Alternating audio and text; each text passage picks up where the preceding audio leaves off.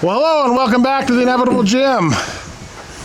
Yeah, I did it again. I might have bit off more than I can chew. Or something. I think Britney Spears said it best when she said, oops, I did it again. Yeah, so what did I do? Let's take a look.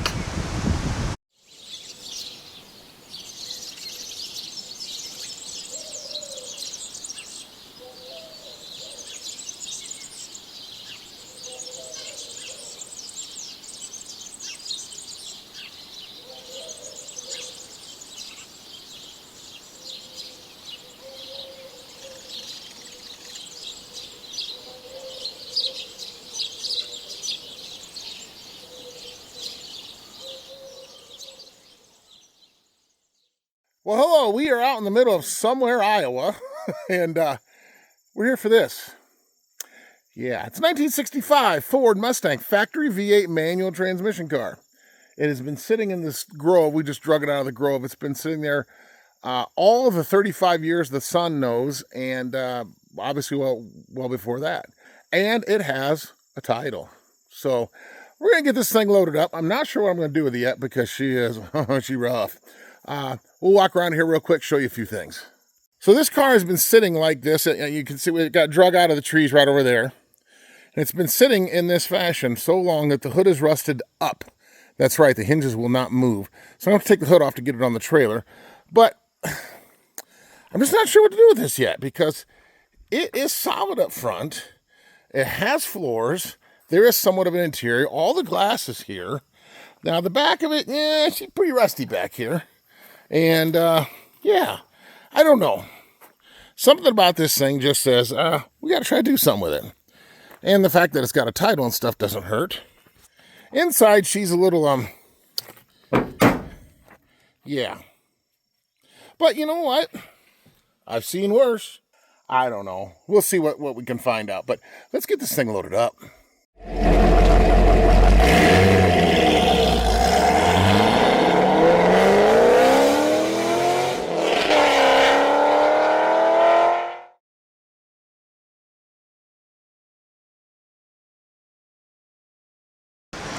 Yeah, she's pretty showroom mint. No, not really.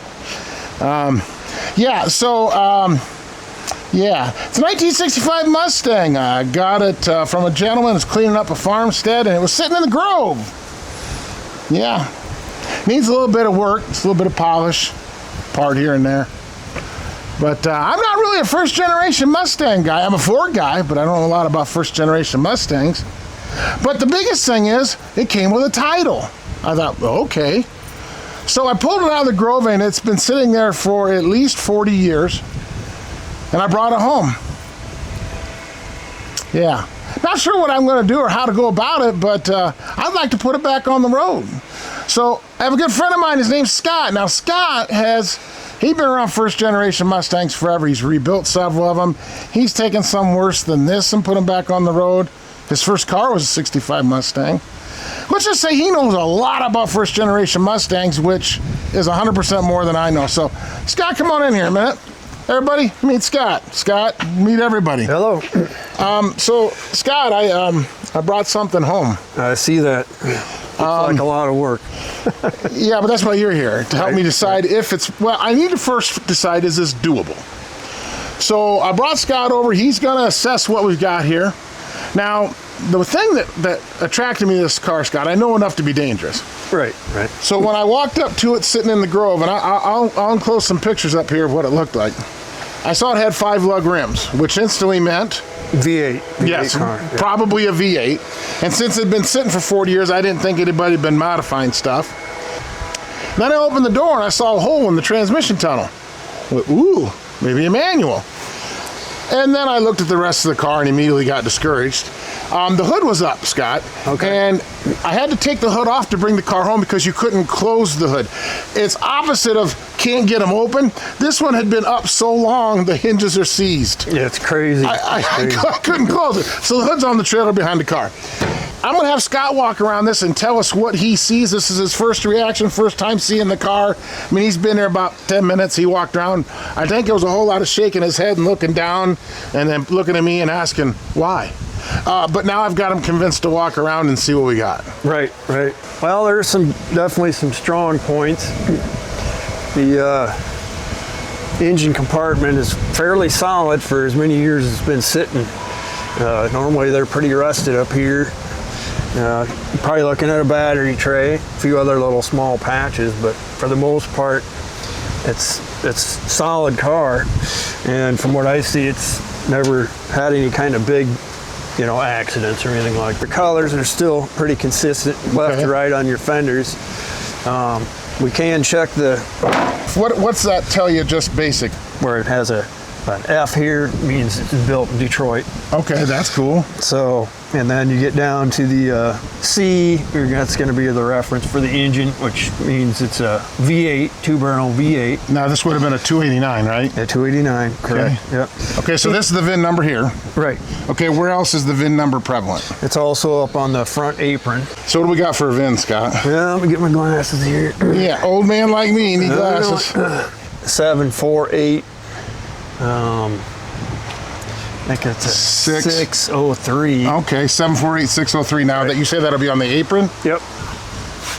What do we got there? Yep, 748603. So we know that this car hasn't been in an accident because hasn't been clipped or anything. Right. With the old Mustangs, they made so many of them. People switch out parts constantly. If they get a dent in the door or whatever, they get hit, they can easily find the parts and swap stuff out. So this car is still retains its original body panels, which is pretty nice. And they're cherry.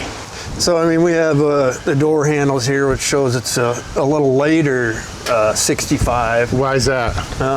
The early ones were smooth. They didn't have this. Oh, the lines in there? Double line in it. Yeah. Oh, okay. It was a smooth handle. I told you knew stuff, guys. And then the headliner is a very light blue. Okay. So on the earlier 65s, because I had my 65, it was actually white, a white headliner. And then I had the other door handles on mine. That's why I knew this was okay, so these lines that are in it, it makes it a later 65. These went into 66. Okay. This was probably built at the end of the run, late 65. Late 65, yeah. So, okay. Now, interior-wise, it has something that used to be carpet. Right. And it has a couple seats. Now, these seats are probably totally usable. We just have to get them recovered, right? Yeah. It's going to need floor pans. We're definitely looking at that. Probably going to be some frame rails, the trunk floor. Well, but that's just the gas tank, right? Yeah, the majority of it's the gas tank. Okay. But you do have some the pieces on the side have to be replaced, and then there's a structure back here that we'll probably have to replace. We'll have to get the trunk open. I think you mentioned you didn't have keys. Yeah, it didn't come with keys. And you said we can take the back seat out? Yeah, we'll have to go through that. That means somebody skinny. Yeah, I'll have Hang on a second. I'll have to try to. Yep, skinnier than me. Yep. I'm thinner than Jim, but just a little bit. Now, something else, I haven't shared this with Scott just yet, but so when I went up and looked on this property at these cars and such, this gentleman's dad passed away, and he was a gearhead like me and you and most of the people, and had lots of cars. And in one building, he had a bunch of engines sitting loose and parts and such. And I walked through there first before I even know this car existed. And I bought a couple small block Chevys. There was a small block Ford with a tranny on it, and there was some other bits and pieces I went ahead and made a deal on. And then after I got home, guess what I found out, Scott? What? I think I have the original engine and transmission for this car. Oh, that's cool. Let's go. Should we go take a look at that? Yeah, let's see what we got here. So this was hooked to that early 60s, mid 60s V8 and a 3-speed transmission. It's been sitting outside. It is locked up, but it is all there. I pulled all the plugs out. One doesn't look so great, and that cylinder did have an intake valve open, so it would have to be torn down and rebuilt, but it's there, and it's complete. I think this could be the engine. Can you look at it quick and see what you think? Yeah, I mean, everything's correct. For the most part, everything looks good. Right valve covers for the year. On got the your intake. 2-barrel. Now, can we verify it's a 289 anyway?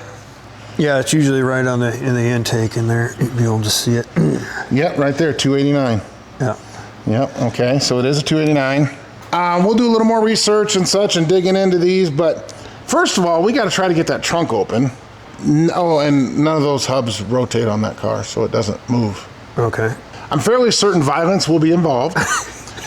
But we're going to go ahead and put the camera down now that we know what we got. We want to get it open so Scott can look at the back of the car and see if the rest of it's savable. Right. So and we'll bring you back here in a few minutes. Pretty complete car, so.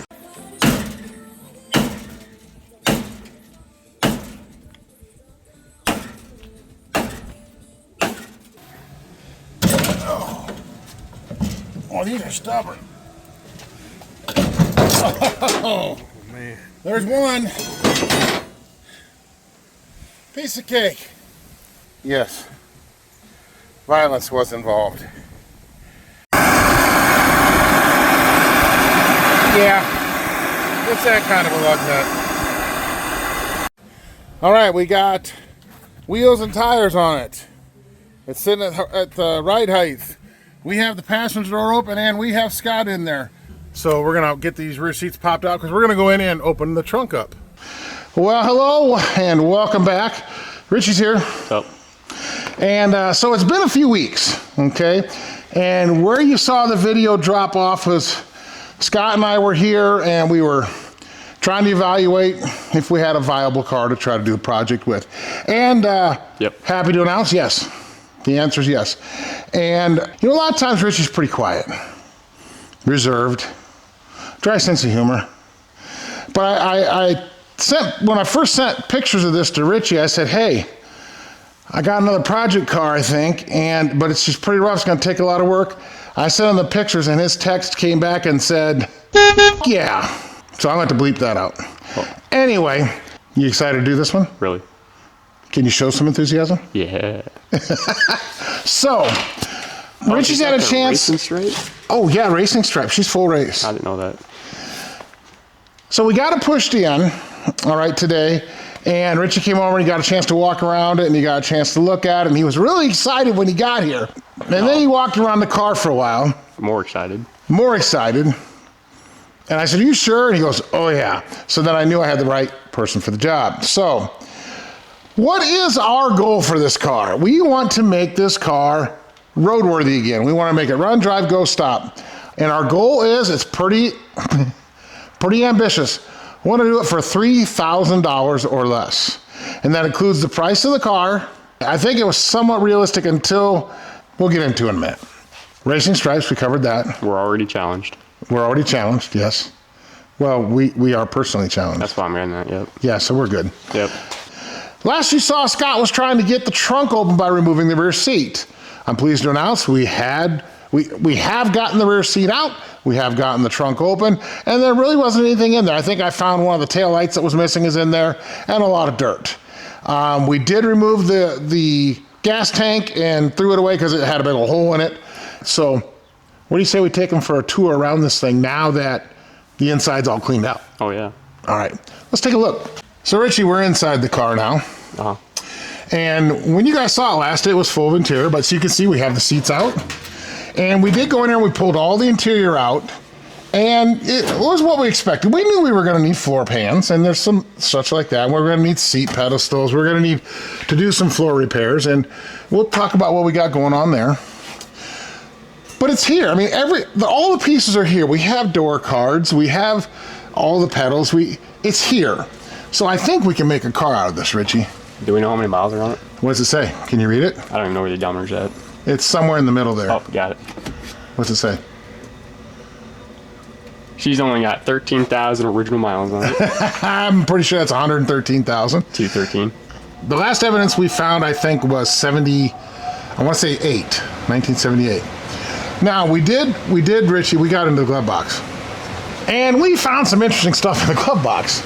So those of you that grew up in the 80s, you might recognize some of this stuff. It was a dude's car. This was obviously a dude's car. It had a lot of this stuff in the glove box. So we're gonna skip right past that and move right along. So we wanna pick this car up. Now, I have not had this car up in the air on the hoist, Richie. Oh. So we're gonna pick it up in the air and look underneath and show everybody else how easy this is going to be. It can only be good. So Richie, should we tell them what we've decided to name this project? Yep. The Crustang. Crustang. Yes, this is the Crustang, and that's what it's going to be lovingly called. So we are now underneath the Crustang, and we have some custom steering there, Richie. So this car doesn't turn, it actually only rolls straight because we had to clamp the steering linkage so that we could actually roll the car around, because it does not have a steering gear or a column. Now we do need to do a couple patches on the front frame rails. There's a couple spots. So in there's a spot, and there's a couple little spots right over here, yes. But we hammered all around, everything around it is solid. So we're just going to repair those, we're not gonna replace those. Floor pans, oh yes, it has them, but they are ventilated, fairly ventilated. Oh, she's got the exhaust mount on her. Yes, pro exhaust mount. So we need floor pans, okay? And then if you come back here, it needs frame rails. Now, a lot of times you can come back here and just change like the rear frame to fix stuff like that, and they come and they're about yay long. We need whole entire frame rails because that's bad. That is really bad. And then with torque boxes, because you can buy entire frame rails with torque boxes for these cars, all in one piece. So our plan is to replace the entire frame rails, rear frame rails with torque boxes, floor pans, trunk drops. Let's talk about how the plan's coming together. So you say, Jim, $3,000, that's it's kind of aggressive, but it is. So how do you take a car this bad, set a budget so low, how are you gonna find all the parts? And that's what hot rodding's about. So you get on Facebook Marketplace and you start shopping. Let's clarify, these seats, those seats, the parts that are there, came out of the car. And I know what you're saying. Richie said the same thing. Jim, it's not enough parts. So, and I know, so there's some key things we need. We didn't have a steering column, we didn't have a steering gear, didn't have a steering wheel. We don't have a drive shaft. We don't have a gas tank. There's some key things like that. But we have enough interior pieces, but we needed some new leaf springs. Those leaf springs have shackles and coilovers, so they're completely sacked out. And I see an ad, and a guy says he's got some 66 and 65 Mustang parts. One of the pictures was of these leaf springs. So I messaged the guy and said, hey, I'd like to come look at these leaf springs. And he says, well, you know what? I've got some other stuff. Come take a look. So something else we didn't have is we didn't have a rear bumper. We didn't have a rear valance. We didn't have sun visors. And he happened to have another set of seats and some extra body panels that were brand new that he didn't end up using, that we could cut some patches and stuff out of. Also, there were some steering sections, parts, miscellaneous parts, steering wheel center, filler neck with gas cap, a lot of little stuff, a couple emblems and such. And everything you see that I just showed you that gentleman talked to me about, we bought for $120. That's right. We got the springs, the extra set of seats, because these seats, while usable, the tracks are in pretty rough shape. Those got some decent tracks.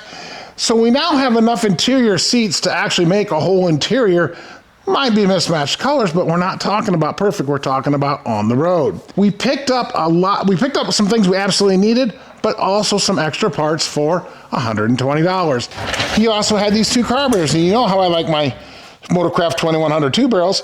One's a 67 and one's a 1965 two barrel. Excellent early model carburetors to have, because you can never have too many of those. So we got to kind of come clean with them a little bit, don't we? I mean, we don't have to, but we should. Yeah, we did spend some money, but we'll get to that in a minute.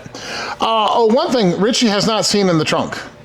Nothing in it, but go ahead and check it out. So we're gonna get working on the Crustang. Richie's gonna check out the trunk. He wants to see. What? What's this? Oh, what's that? Is this more of what we found in the glove box, or is this something else? No, it's not. No, it has nothing to do with what's in the glove box. Oh. I know Richie wishes it was, because he's single. Ladies, he's single. Anyway, I gotta tell you about that, Richie. So what is it, you ask? It's this Kentucky Mustang. Yes. When I was looking for, once we realized we need to do some sheet metal parts. And I know there's parts out there that you can buy that are very inexpensive, and they fit horribly. And then I know there's some parts that you can buy that are very pricey, and they fit absolutely perfectly. I wanted to find that balance where I could get a good high quality part that fit well, but I didn't want to spend an exorbitant price and I wanted good customer service. So I started asking around to some folks I know that work on first generation Mustangs like Scott, and he mentioned Kentucky Mustang. That's right, so I reached out to the folks at Kentucky Mustang, told them about the project with the Crustang, and they thought, hey, that sounds like a great idea. We'd like to get on board and help. And they're helping us with a little bit of a discount. Okay, so who are Kentucky Mustang? Who is it? They are a family-owned and operated business that they've been in business for 40 years. They're one of the largest suppliers of dedicated 64.5 to 73 Mustang parts inventories that they have in a 75,000 square foot warehouse. So there's an extremely high level of like in-stock parts and very, very fast shipping. They have a great website that's modern and easy to use even for old guys like me for your online shopping, whether it's accessories, chassis, electrical, engine, exterior, interior, or weather strip, or whatever you'd like to have. They have unmatched customer service, whether you're going to call them on the phone or deal with them online. So big shout out to Kentucky Mustang, and we're very thankful that they jumped on to help us out with the Crustang, and they also have some pretty cool swag. Got some nice hats, and be fast or be last. I'm kind of liking this shirt. It's my favorite. Check them out here at KentuckyMustang.com. And we want to thank them once again for jumping on and helping with the Crustang. Now, does that mean I got a bunch of stuff for free? No, it does not. They just simply gave us a nice discount on some parts. Now, understand, when I do the tally, I'm going to put what it would have been to buy it if I was anybody else, like without a discount, okay? So we're going to keep it fair. So I kind of spent a little bit of our budget, just a little bit, Richie. Yeah. Yeah. Okay. $1,700 of it. Well. Of our $3,000 budget. Good thing you already had the motor laying around. Yeah, good thing I already had a motor laying around. That's right. So as we go along, there are going to be some parts that I pull out of my own personal stock on a shelf or something. And you have to understand, the goal of $3,000 is for an average car guy that's kind of been doing car things for a while, like myself and Richie. And we've had cars and we've done things and we've had project cars, and over that time, you accumulate stuff. Am I going to rebuild the engine that came out of the Crustang and put it right back in as a part of this $3,000 target? No, that's not in the budget. Am I going to go through and fix the original engine? Yes, I plan on doing it. But to get it going and get it powered for the $3,000, get it on the road goal, I have one that is actually a 1970 302 pre-smog, came out of an F100 pickup, F100, F150. I bought, gosh, Richie, 10 years ago. I paid $150 for this truck. I had a running 302. And so I bought the truck because I wanted the 302 just to hang on to for future use. And lo and behold, 10 years later, I'm going to use it. It ran, it drove, and the truck had a few other good parts that I really wasn't interested in, but I pulled the engine and I sold the rest of the truck and a couple of parts for like $200. So I have nothing in the engine. So when it comes to us all of a sudden having an engine, that's what I'm going to talk about. I'm not going to put down a price for the engine because through my hobby, I acquired it, but then I sold the rest of the pieces to where I was in the engine for nothing. As a car guy, if you get into this, that's what happens. Now, if you're an average person, you have to go out and buy an engine, but you're going to have to keep that into consideration. So we're not going to split hairs, but that's what we're going to do. If it's something I have on the shelf that is brand new that I just didn't use somewhere along the line, then we'll put a reasonable cost on that. So what do we got so far we spent? You going to help me add, Richie? You got your phone? Let's get your calculator out. You ready to go? Nope. Why not? The fans are eagerly waiting. You're keeping your loving fans waiting. Keep talking, keep talking, keep talking. Keep talking, keep talking. Keep stalling, keep stalling. We got her. All right. So Richie's going to add up what we got so far. So here's what we got, Richie. We paid $200 for the Crustang. In the end, we found out we bought the original engine and transmission for $50. Okay, a couple of the key parts we were missing was a steering column, gearbox, and shaft. We have a steering gearbox down here and a shaft and a column that I found on Facebook Marketplace for $60. We bought all those extra Mustang parts I showed you a little bit ago for $120. These are the wheels we plan on using on the Crustang. A set of aluminum wheels that I picked up, oh gosh, 8-9 years ago. You liking the bling? That's right. Some 14-inch aluminum rims. I have $50 in the set of 4. Again, acquired stuff that a car guy has. So that's where we're at so far. What did we add up to? $480. All the sheet metal is about $1,700. So where are we at? $2,180 is where we're at right now, which means we have a whopping $820 left to spend. Oh boy. Oh boy. We haven't bought tires yet. We haven't bought tires yet. We'll be fine. I think we're gonna be looking for a used set of tires. I was just gonna. Well, here, we got some time. We want to try to have this done in 7 weeks. Oh, did I mention Pam and I are going on vacation for 10 days of that 7 weeks? Yeah, anyway, it's no problem. On the road is a very loose term. Yeah, on the road. No, it'll be, we'll make it. Okay. I just don't know if we're going to make the 3,000, but we're going to try like hell. Your enthusiasm seems to be waning, sir. Oh, no. We're good. You're quiet. We got it. You got it? Got it. You sure? Yep. What could this be? Great big box. Let's get it loaded. Well, it's a big box. Who's it from? Let's take a look. It's from our friends at Kentucky Mustang. That's right, Kentucky Mustang has joined with the Inevitable Jim to help us with some parts, and we got us a great big box here. Yes, yes, yes. Well, welcome back. It's a few days later, Richie. Is it? Yeah. Feels like yesterday. I know, but it's the magic of cinema. Oh boy. Yes. Yeah, you saw us getting the big boxes from Kentucky Mustang. So we got a few of the major pieces laid out here. Richie and I are gonna, we're gonna start cutting into something and see if we can't make it a little better, huh? That's gonna get a lot worse before it gets better. I have a feeling he's right. So here we have our easy for me to say, Richie. What are you doing? Our full floor pans, right and left, from Kentucky Mustang. And there's our seat pedestals, okay? And we have the complete rear frame rails with torque boxes. Okay, we got the whole thing with torque boxes. And yeah, these are the nice Dynacore pieces as well. So we're pretty excited about getting these in. Richie, do you think these are gonna be a little bit better than what's in the car? I have no doubt those are better what's in the car. Is it gonna be better than what's in the car now with us putting them in? Oh, I'm absolutely. We've never done sheet metal work before. Yeah, this is probably not the way to start, but we're gonna do it. Yeah, we're just right into the deep end. Get her done. That's right. So, that's right. Neither one of us has ever replaced a body panel before, other than bolting something on. So that's not true. We spray painted some stuff before. Well, yeah, but we didn't actually weld in new panels. Oh yeah, no. Exactly. So we've never actually welded in new panels. So this is an adventure for both of us. So we're gonna get set up. We're gonna do a little brainstorm, make a little plan, dare I say, and we're gonna get Richie going on cutting out some stuff. I've got to get an engine off the shelf. More on that coming up. All right, we're gonna go ahead and get set up to do some cutting. And Richie mentioned maybe we should get some of the flammable stuff out, like the headliner. So we're gonna rip some of that out. Richie, Scott and I had that all cleaned up in there. Well, yeah, but you got to put all the fake crap in there so that way on film it looks like you actually got it out of a barn or something, you know? Oh, so we got to put the fake barn dust in it? Yeah. Yeah, like a lot of the other people get accused of, yeah. That's right. But honestly, Richie, seriously, this is why we can't have nice things. I mean, it's a Mustang. It's a nice thing. All right, well, there, I suppose we have it there. We'll be right back. We got to clean up another mess.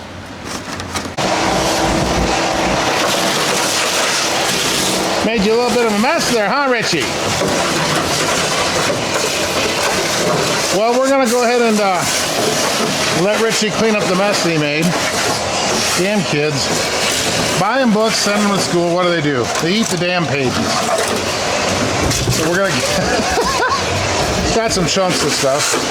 We're going to get this vacuumed up because obviously when we're running the cutting wheels and stuff, we don't need any of this stuff flying in the air anymore than we have to, which is kind of why we had it cleaned up originally, but we should have pulled all the headliner down earlier. So I will take some responsibility, sir. All right, we're about ready to cut into some metal. All right, so right where the seat pedestal meets the tunnel, Richie Vanna White, aka Vanna White, will point to it and display right there. You got to get that off to get to the spot welds underneath there. So Richie figured he's going to hit it cold with the hammer and chisel and see if it comes off in chunks, and it does. It did. It did. It's going to more. Now the film's going, it might not, but we're going to try it. Now he's, hey, this works pretty good. I said, let's film it. Oh, yeah. Oh, yeah.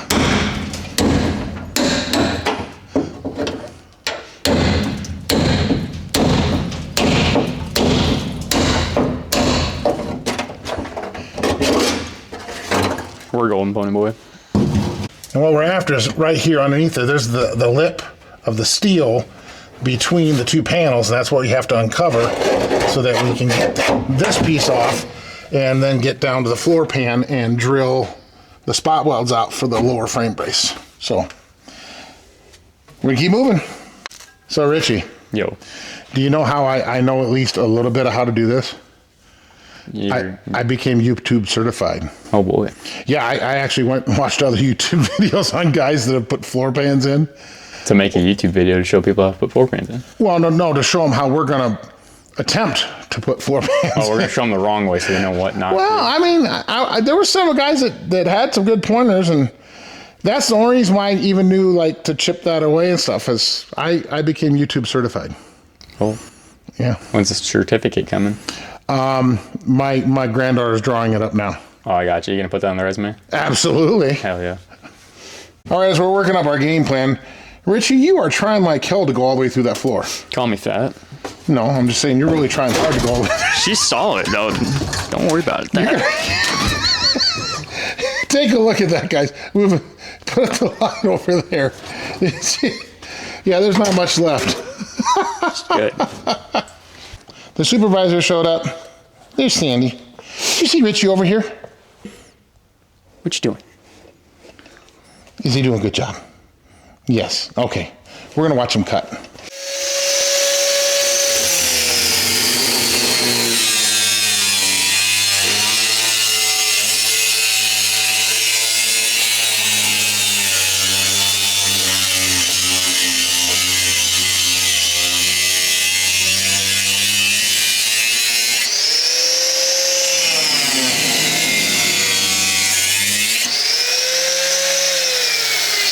No turning back now. We're done. Okay. How you coming?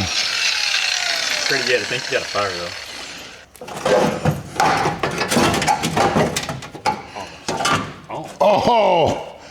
Oh, yes. We got Mouse House Barbecue. The fact that it still looks damp is a little concerning. You know what? That reeks. That's bad. All right, we're just gonna pretend we didn't see that. So I've come over to my engine shelf. It's where I have hoarded a few engines. I think I've got 1, 2, 3, 4, 5 of them here, and then one down below. We're gonna select this 302 here for the Crustang's Revival.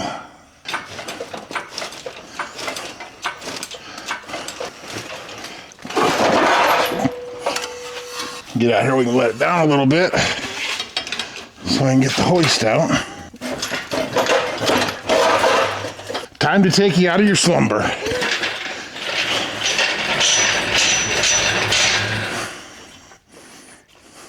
How's it coming in here, Richie?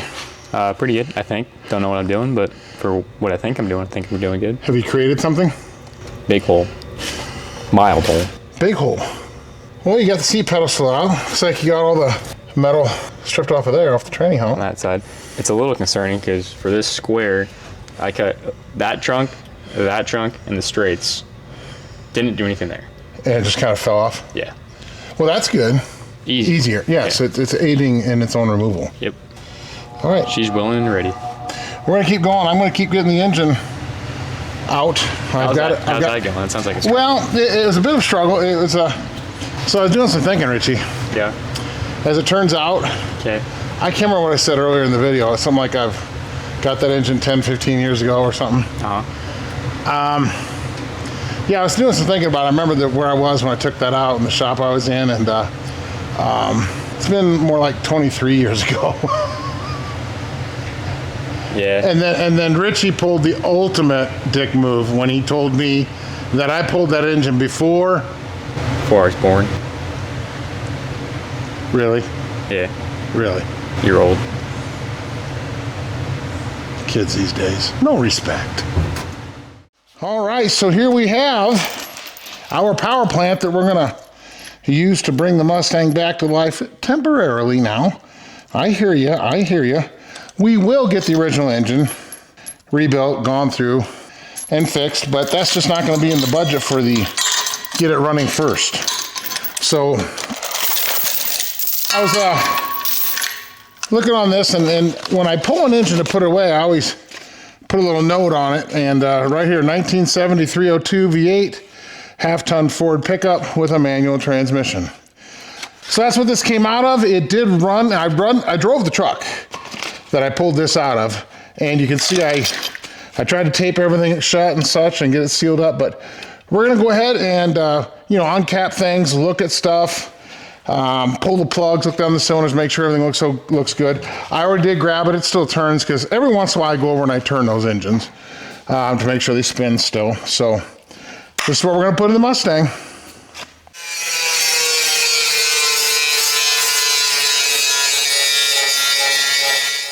Richie's making some pretty good headway in here. We got the subframe, front frame rail, subframe exposed. And we're really taking our time because, like I said, this is something new for us. Richie and I, we have no experience changing body panels. We've never done this before. Nope.